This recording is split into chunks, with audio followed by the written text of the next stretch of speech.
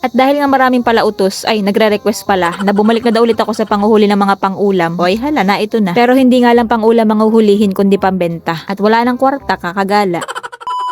So yun na nga guys, for today's video, naisipan ko nga pala manghuli ng katang sa palaisdaan. At tinatamad nga ako manghuli ng pamain, kaya naman dito na lang ako sa rep kukuha ng ipapain. May mga nagtatanong nga pala sa akin, kamusta na daw yung mga alaga kong bangus? Well, ayun, bangus pa rin. Hindi, binenta ko na nga pala. Busy lang ako sa mga lakad ko kaya hindi ko na nabidyohan. Yung mga bangus nga pala, maliliit pa lang yun, binenta ko na. Nangangailangan kasi si Papa ng bangus na iuhulog nga dun sa kanyang inabantayan na palaisdaan, kaya binenta ko na sa kanya. Nga pala baka sabihin ng iba, bakit binenta pa? Ay Papa mo naman yun. Ay bakit baga pakalmanin kayo? Oy, teka lang, bakit parang nagagalit na naman ay ano?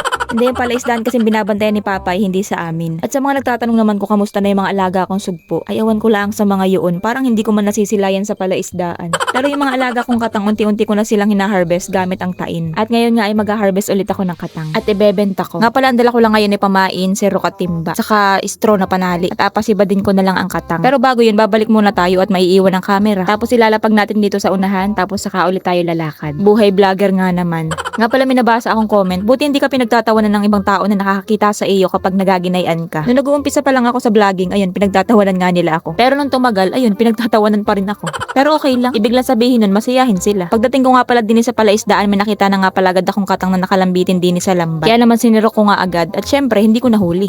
Yan ang pangkal. Kapag na rin nga palang nagapapasok ng tubig sa palaisdaan, sumasalunga talaga sila dyan. Kaya ang bala ko, sisirukin ko na lang sila at hindi na ako magkakabit ng tain. Pero parang ginagago nga lang nila ako at ang hirap nilang hulihin. Pero arin dalawa mukhang mulog sila at nahuli ko. Karamihan nga pala sa mga alaga kong katang ay mga pula o yung tinatawag nilang pulahan. Ang kadalasan nga palang klase ng katang na inaalagaan sa palaisdaan ay banhawin o yung kulay green baga. Papakawalan ko nga pala muna aring mga nahuli ko at gawa ng mga payat. Sobrang payat. Parang naghahinga lupa oh. Tingnan mo, sobrang nipis ng kanyang balat dito oh. Parang himamatahin na.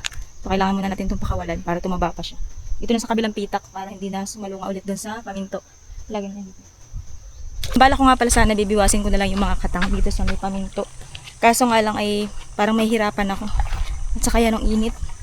Kaya manghihiram ako ng tain sa kabila. Doon kay Papa. Kakabitan ko na lang ng tain para siguradong makakahuli tayo. May mga sumasalunga sana kaya lang ay ang bibilis nila tumakbo. Hindi ko masyadong mahuli. Tsaka hindi natin mahuhuli yung iba. Mas maganda ay magkakabit tayo ng tain. Dito sa mga sulok-sulok dyan. Para makapili ako ng mga katang. Grabe kasi yung init. Para nakakatamad mamiwas ng katang. At ang oras ngayon kasi ay alauna na. Hindi kasi ako pwedeng mamiwas kaninang umaga at gawa ng wala pang agos. Mas maganda yung ganitong umaagos. Ay ngayon pa lang kasi nag-high-tide. Hirap maglakad kapag ganitong hindi Dora Light yung suot. Ang dulas.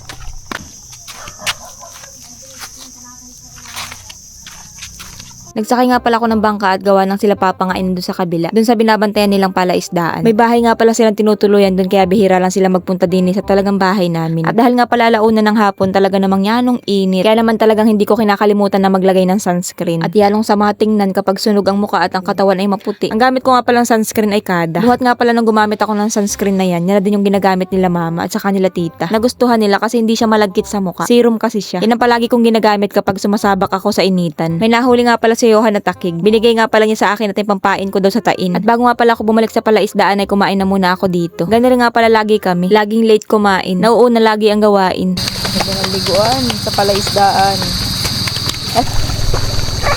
Masipit ka ng katang dyan, Yasi.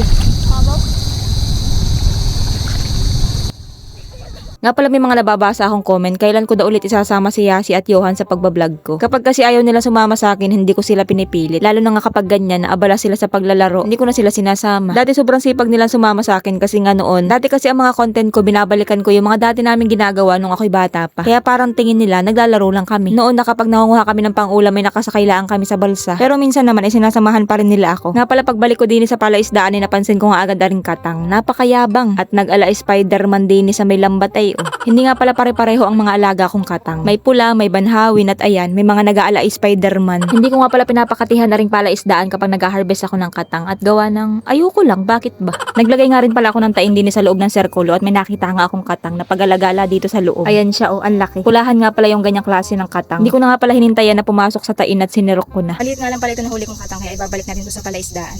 Pero titingnan ko nga muna kung payat ba siya o mataba. Para nga pala malaman natin kung ang krab ay mataba o payat, pipindutin mo lang siya dito sa may gilid. Yan, dito. May password yan dyan. Charis. Hindi kapag malambot, ibig sabihin yun ay payat. Kapag matigas, mataba. Pero ito malambot nga to, payat siya. At saka kita naman sa itsura niya maputla. Oh. Babalik natin. Nga pala wag kayong mag-alala doon sa aking hinagis na katang. At safe naman yun. Hindi naman yun basta mapipilayan sa ganung paghagis. At dahil nga pala humihibas na kailangan kong takpan na itong paminto at gawa ng lalabas na ang tubig. Nga pala pagpasensyahan nyo na yung pag-voice over ko parang medyo utal. Dati bulol lang, ngayon utal na din. Kasi nga hindi pa ako masyadong sanay sa ngipin ko. Nga pala ang dahilan kung bakit hindi ko pinapakatihan itong palaisdaan ko para harbisin ng katang. Ari kasing paminto o yung daloyan ng tubig ay hindi ko pa napapaayos. Kailangan ko pang ipahukay at gawa ng mataas yung daloyan ng tubig. Hindi kaya makalabas lahat ng tubig sa palaisdaan. Kumipot na kasi yung daloyan ng tubig gawa nga ng bumagyo. Wala pa kasi akong time para ipaayos yan at saka budget syempre. Kaya hinuhuli ko na lang ang mga katang gamit ang tain at pinipili yung matataba at pwede nang ibenta. Kumbaga rin pala isdaan ko talaga ngayon na hindi ko talaga siya maabyad. Kaya nga pati yung mga alaga kong katang ay karamihan ay payat. Yung tagabantay ko kasi ditong si Unichan ay lagi ding busy sa paggawa ng sarili niyang content. Tapos si Papa naman abala din doon sa kanyang inabantayan na palaisdaan. Kaya bihira lang din siyang makapunta dito. Kaya naman itong palaisdaan ko nga sa ngayon hindi ko siya inaasahan na pagkakitaan talaga. Kasi nga hindi naman maabyad. Kumbaga kung trip ko lang magbenta, nanguhuli ako. O kaya kapag trip ko mag-ulam, siguro kapag napaayos ko na, saka ako magpo-focus dito. Sa ngayon kasi ay may iba pa akong pinagkakaabalahan. Nga pala kapag rin nagkakabit kami ng tain ang gusto namin pamain dito ay yung ganitong taki. Makunat kasi yan, matagal maubos. Dapat lang ibalatan mo para mas malansa tingnan. Malansa tingnan pati. Hindi para mas maamoy nung katang. Nga pala ba kami mag-comment dyan? Parang ang tagal na niyang video na yan. Yes, matagal na nga itong video na to. Sinasaid ko kasi muna yung mga nakatambak na video sa gallery ko bago ulit ako gumawa ng bago. Nagugulumihanan na kasi ako din sa mga video ko sa gallery. Ay wow, ang lalim. Nagugulumihanan.